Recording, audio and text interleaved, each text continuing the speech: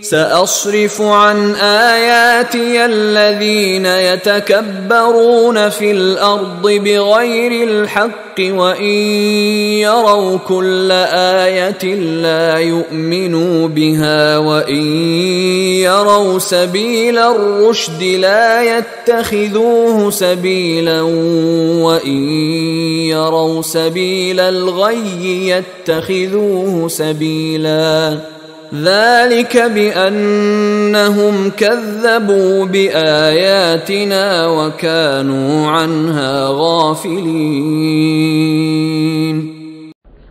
سأصرف عن آیات الذین یتکبرون فی الارض بغیر الحق، میں پھیر دوں گا اپنی آیات سے ان لوگوں کے رخ کو جو زمین میں ناحق تکبر کرتے ہیں. یعنی یہ خود اللہ تعالیٰ فرما رہے ہیں جن کے اندر تکبر ہے میں خود ان کا رخ پھیر دیتا ہوں. وہ ہماری آیات کو دیکھتے ہی نہیں، سمجھتے ہی نہیں، اس لیے کہ تکبر ہے. تکبر وہ شے ہے جو اللہ کو سب سے زیادہ ناپسند ہے. فرمایا گیا ہے ایک حدیث میں، حدیث قدسی میں، الکبر ردائی، تکبر میری چادر ہے.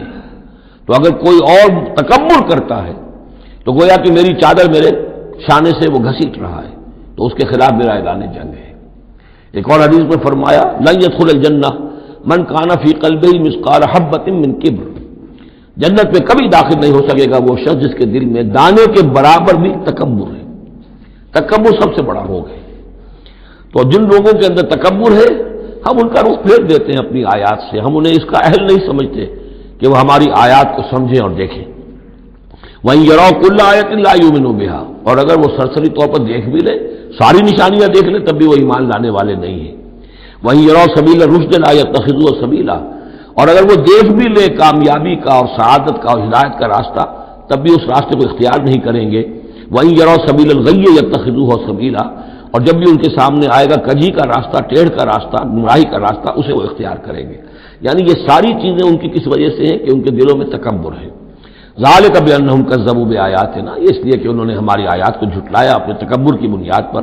وکانوا عنہا غافلین، اور اس سے تغافل برتتے رہے.